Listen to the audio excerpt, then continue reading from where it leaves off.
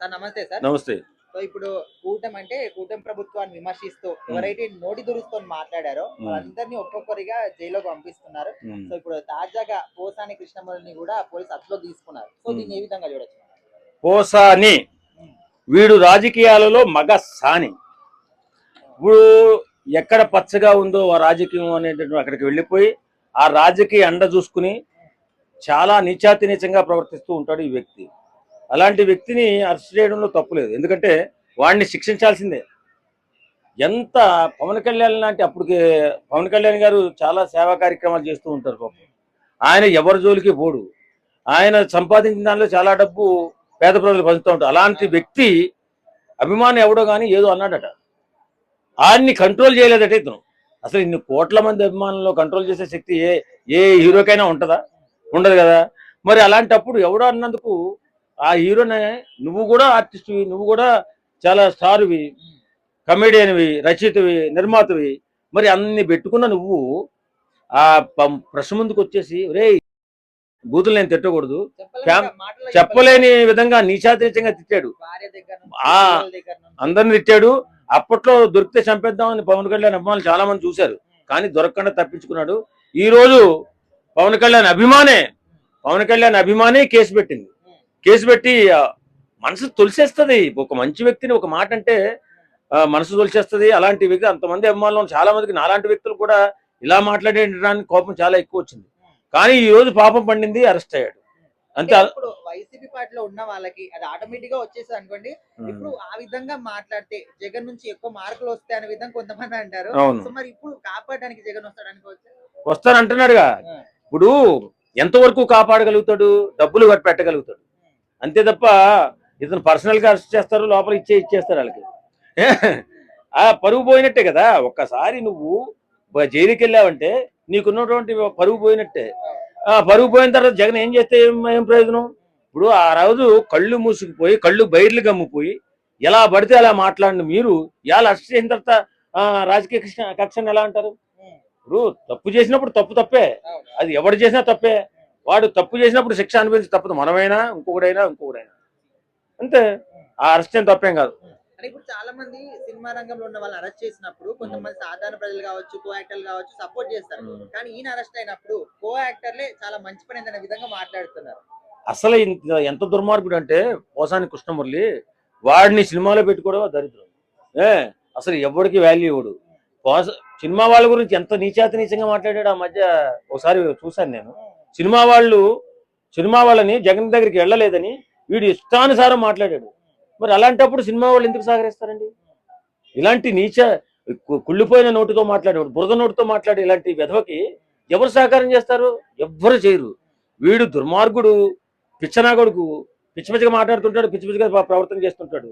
పిచ్చోని తీసుకొని పిచ్చి హాస్పిటల్లో వేయడం తప్పే ఉంది. వాడికి మంచి బుద్ధి కలిగి ప్రశాంతంగా జైలు నుంచి వస్తాడు, తప్పే లేదు.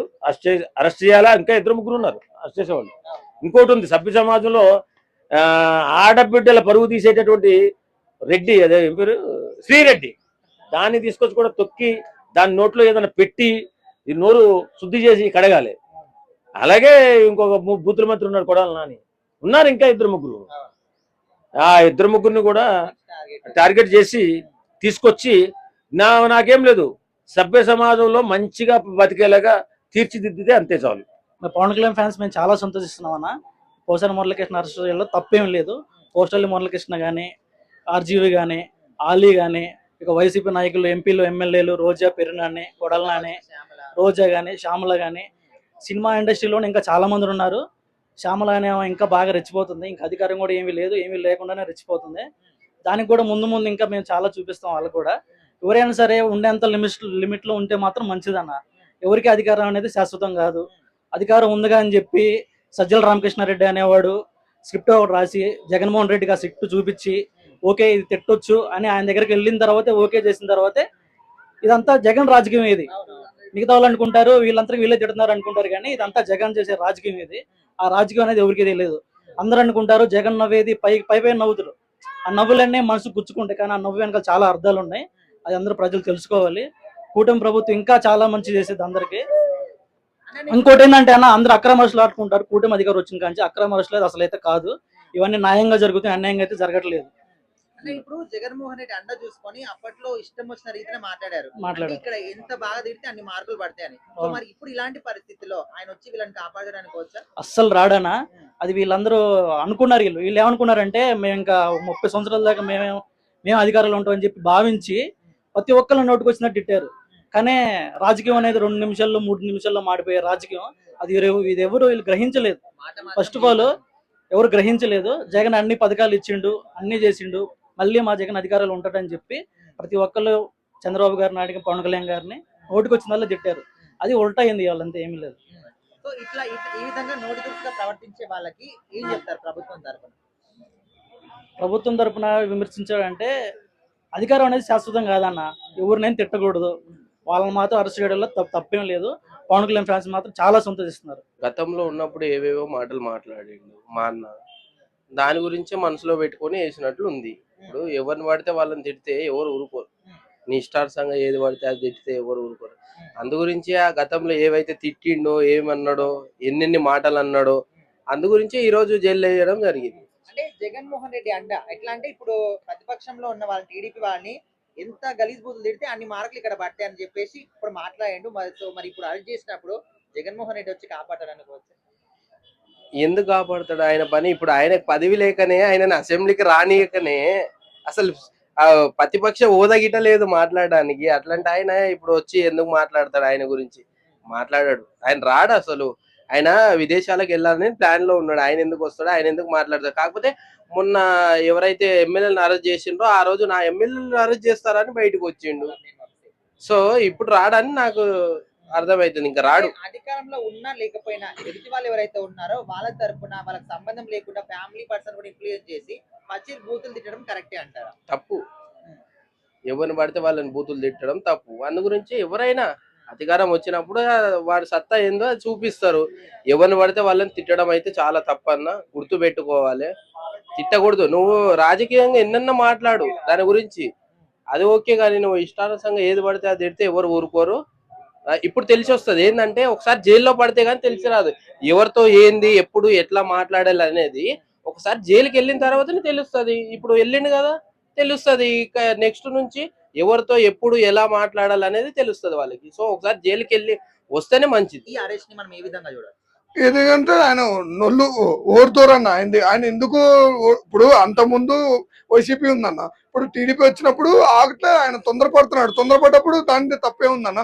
దానివల్ల అందుకని ఆయన తీశారు. ఇప్పుడు అది ఒక్కటే దానికన్నా ముందు చెప్తాడు. ఇప్పుడు ఆల్రెడీ జగన్ తీసేస్తారనే పోయిండు అసెంబ్లీకి. ఎంత పోయి 10 నిమిషాలు కూడా అసెంబ్లీలో ఉండాలి కదన్న. పోయిండు, ఎమ్మెల్యేలతో పోయిండు, 11 ఎమ్మెల్యేలతో పోయిండు. ఎందుకు 10 నిమిషాలు 9 నిమిషాల్లో బయటకు వచ్చిండు. ఎందుకు వచ్చిండు? భయపడి. ఇప్పుడు దాని బదులు అంత ముందు బావచ్చు కదా, ఒక సీఎం మాజీ సీఎం కదా, సీఎంతో మాజీ సీఎంలు అంటాడు. ఎందుకు ఉండకుండా వచ్చిండు? భయపడ్డాడు. అంటే ఓన్లీ జగన్ అనే కాకుండా వాళ్ళ పార్టీలో ఉన్న వాళ్ళందరూ కూడా ప్రభుత్వం ఉన్నప్పుడు ఇష్టం వచ్చిన రీతిని మాట్లాడారు. బూతులు, అమ్మ నా బూతులు. సో ఇప్పుడు అలాంటి వాళ్ళందరినీ కూడా జైల్లో వేసింది ప్రభుత్వం. సో ఇప్పుడు ప్రభుత్వాన్ని గానీ ఈ జైల్లో వేసే వాళ్ళని కానీ మనం ఏ విధంగా చూడవచ్చు? మీరు ఏమి చెప్తారు? దాంట్లో నేనేం చెప్తున్నా అంటే, దాంట్లో వాళ్ళు చేసిన తప్పులేనన్నా. ఇప్పుడు అంతకుముందు విజయసాయి ఉన్నా ఆర్తేర్నోడు జగన్ కి మొత్తం చెప్పింది ఆయన, కానీ ఎందుకు బయటకు వచ్చిందంటే వాళ్ళు భయపడ్డాడు. ఇప్పుడు ఎందుకంటే విజయసాయి లోపల పెట్టినా అనుకో, వాడు భయపడి వచ్చిండు బయటికి. ఎందుకు వచ్చిండు? ఇప్పుడు ఆల్రెడీ జగన్ లోపల పోతాడు ఇంకో 2-3 నెలల్లో కంపల్సరీ. అదైతే 100% పక్కా, అది 100% పండుగ చెప్తా. అది ఇప్పుడు వాళ్ళు కూడా చిన్న తీసుకెళ్తారు. వంశీ గాని అందరినీ ఒకళ్ళు టైం వచ్చిందంటే అన్న సంవత్సరం కూడా అవ్వాలి. చంద్రబాబు చిన్న తీసుకెళ్ళిపోతారు అందరినీ. ఓవరాల్ గా ఈ విధంగా బూతులు మాట్లాడే వాళ్ళని, ప్రభుత్వంలో ఉన్న వాళ్ళని మనము అంటే మీరు ఏం చెప్తారు? అలాంటి వాళ్ళకి ఏం చెప్తారు? దాంట్లో ఏం చెప్తామన్నా, వాళ్ళు వాళ్ళకి చేసిన కర్మ వాడికే పడుతుంది అన్న. అది ఎవడు ముళ్ళుతో తీయాల్సింది ముళ్ళు తీయాలి, ఆకుతో తీయాల్సి ఆకుతో తీయాలి.